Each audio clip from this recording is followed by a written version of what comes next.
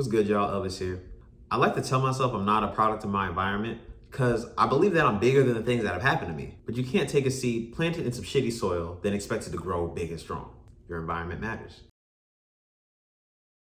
If my goal is to be successful, the best thing I can do towards that is put myself in an environment that promotes that success. It's infinitely harder to get rich in an environment full of broke people doing broke people shit. And even if you're putting in work for your goals, there's still that environmental influence trying to pull you back from your destination. So if you're trying to take control of your life, you gotta be able to take control of your environment. And that means being able to protect that shit. The biggest obstacle in your life is yourself. But right behind that, it's other people.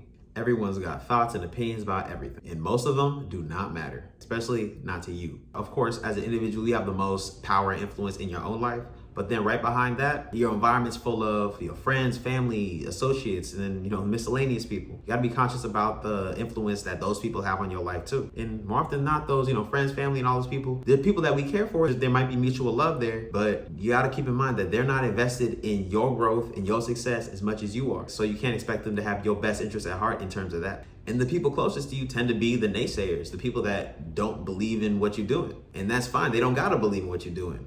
But it's a problem when they're actively working against your progress. If you have a goal to be something or do something and the people around you are being anything other than supportive, if they're being anything other than positive or neutral about it, then they're being negative. And that means that they're working against your progress. They're negatively influencing you. If they're trying to talk you out of something that you think is the right decision for you, then they're actively working against that goal. Keep in mind, we're humans, so a lot of the goals that we pick for ourselves might not be the best decision for us long term. But regardless of what the goal is, if the people around you are talking down on it or trying to discourage you, that's only gonna make it harder for you to reach the goal that you have in mind. Like when I dropped out of college to go to barber school, I knew in my soul that this was the right decision for me and the path that I set for myself. But I had friends and family that were really quick to be like, that's the stupidest shit I ever heard. Don't do that. You shouldn't do this for X, Y, and Z. This didn't work out for so-and-so. It's hard because of this. And I could understand where they're coming from. They wanted to see me do better. But I had to realize that they didn't want what I considered better for me. They wanted what they considered better for me. And while that's appreciated, I appreciate that it's coming from a place of love, but I was in a position where I understood that nobody understands me better than me. So whatever version of my best life I lived had to be my version, because I could be living what somebody thinks would be good for me, but at the end of the day, that's not what I decided for me. That's not what resonates with what I want in my spirit. And I just had to sit them down and make them understand that, the love is appreciated. You don't know me better than I know myself.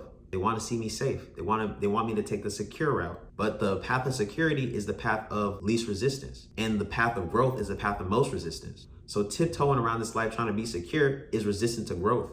But of course, there's also the hater ass niggas. The people that came from the same place as you, but see that y'all are growing different distances. You got to cut them off immediately. A lot of these hater ass people tend to be around and claim to be friends. But if you have a goal that you hold to a high level of importance and the people around you aren't actively trying to help you or inspire you towards that goal, I think you should just straight cut them off. If y'all are friends and you're not mutually invested in each other's success, cut them off. If your friend feels a type of way or you feel a type of way about your friend's level of success, if you or your friend has something negative to say about each other's goals, then y'all are not really friends. And just straight cutting people off sounds harsh. But an analogy that comes to mind is, let's say that me working towards whatever my goal is like me driving in a car. And let's say my friend's in the passenger side. All my goals benefit me, but then also as a result benefit the people I'm with.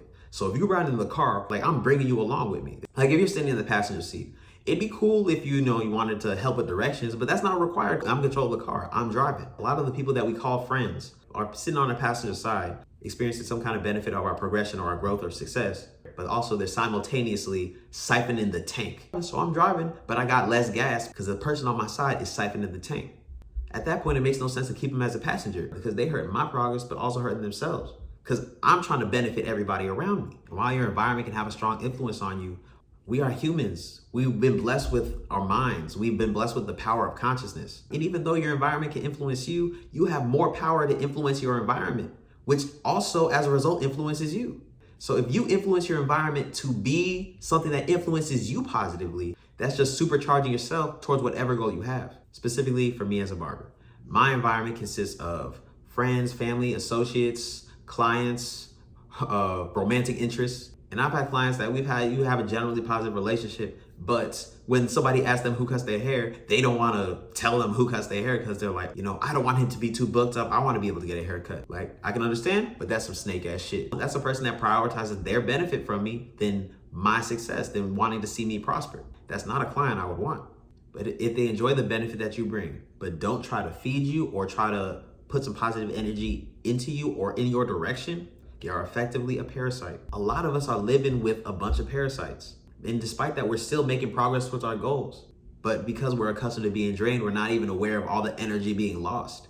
The better that you are, the better you can influence everybody around you. So there has to be some degree of selfishness before you can be selfless for other people. And the best thing that I do to protect my environment is I don't take advice from people less happy than me. How's a miserable person gonna tell you how to be more happy?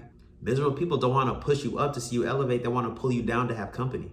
All the happiest people I know wanna lift me up higher and they want me to share in their happiness. All right, y'all, that's all I got for today. I appreciate y'all watching as always. If you got any value, go ahead, like and subscribe. Helps me out a lot. But if you haven't already, go ahead and follow me on Instagram @CutsByEllis. But till next time, craft over clout, I'm out.